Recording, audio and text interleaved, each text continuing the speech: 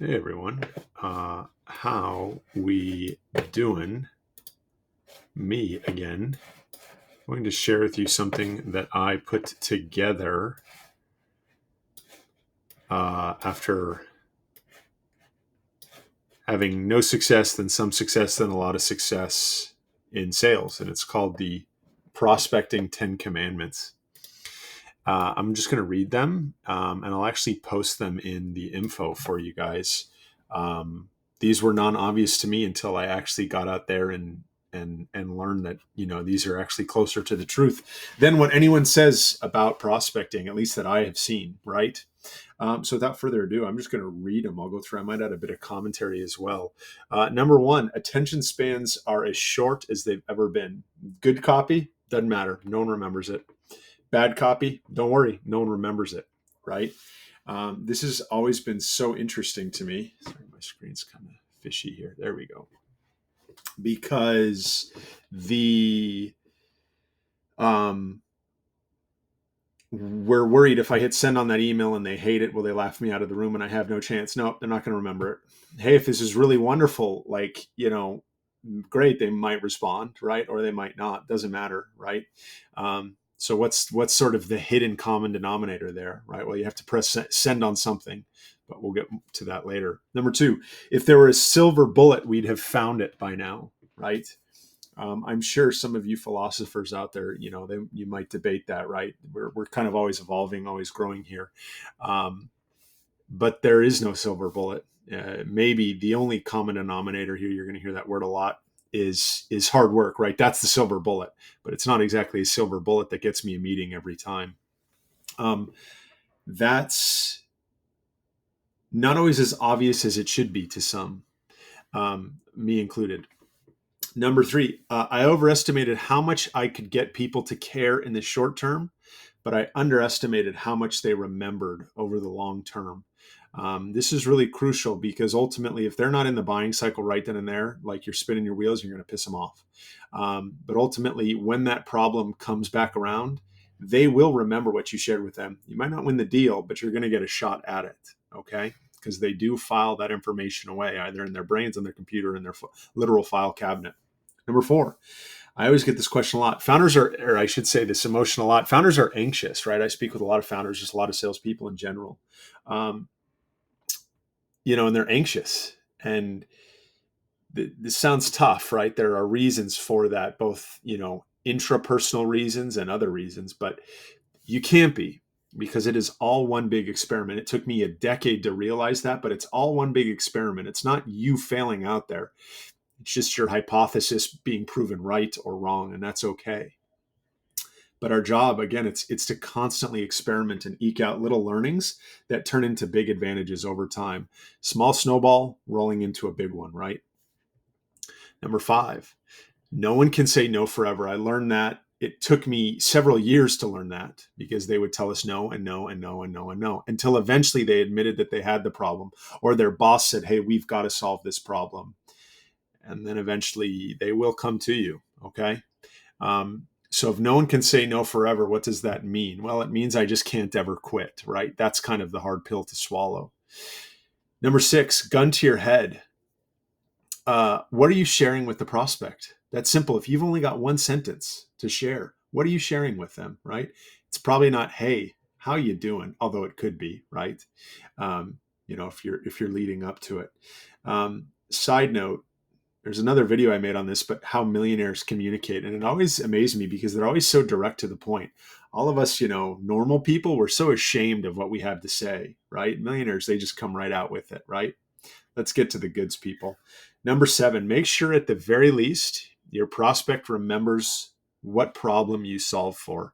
I can't stress that enough. It always amazed me how several months, a year, or several years later, people would always come out of the woodwork and they'd say, hey, Chris, we think it's time now. Can you do a demo for the leadership team?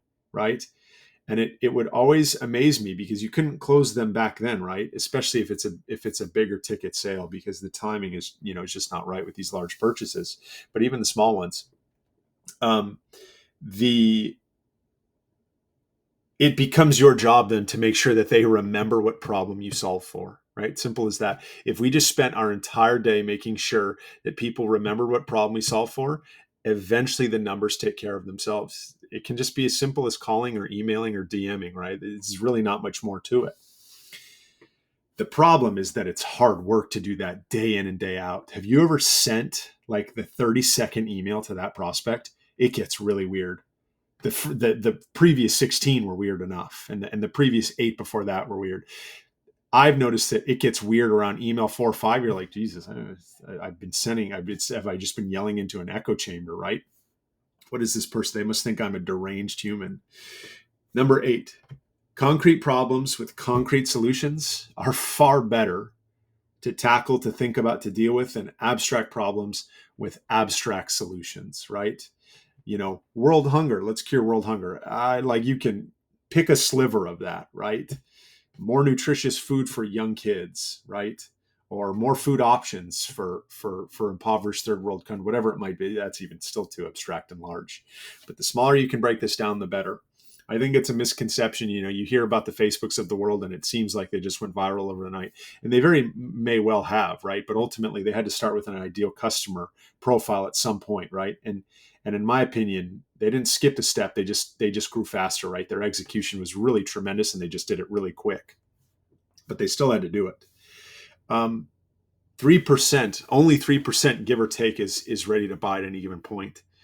And in my opinion, this is like pretty divisive, but you should be optimizing for everyone else, right? Because that 3%, maybe they find you, maybe they don't, especially as a startup, it's very hard. But you're going to find them occasionally, and that's great, and they're going to convert. And if you can just stick your head out long enough, you can win that deal. But it's the other 97% of the market that's tough, right? This is why, our first hire at my first startup was customer success. And that was awesome because they could delight the customers. That's a really high ROI.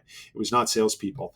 In hindsight, I wish our first hire would have been a marketing leader. They could just sit there from day one and start sort of copying down our vision and putting it out into the world, right? And hearing what problem we solve for that other 97%. Because ultimately in the early days, everyone is a part of that 97%.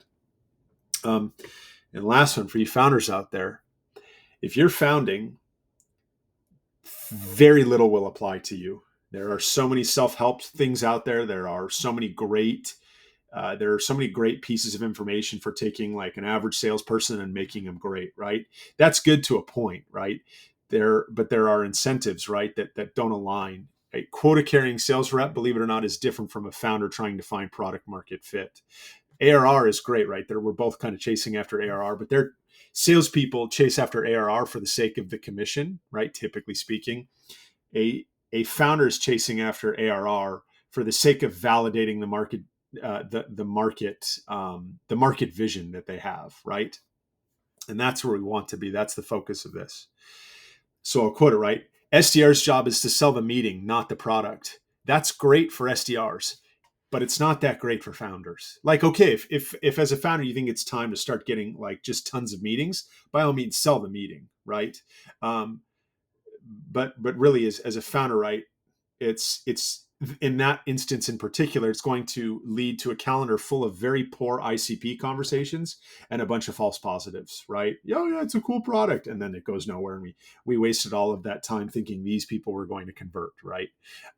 Which maybe you guys aren't that silly. I was that silly at one point. So anyways, those are the 10 commandments. I hold on to these. I pin them to my wall because they really do guide you. Notice how it's not about how many emails are in a cadence or what should my first line be, right? Which again, there's some really great advice out there in my opinion. But really it's much more high level than that, right? At the end of the day, what this list says to me is never stop sharing what problem you solve with the prospect and be completely proud about it, right? If you guys can never stop that, eventually you'll win. So thanks everyone.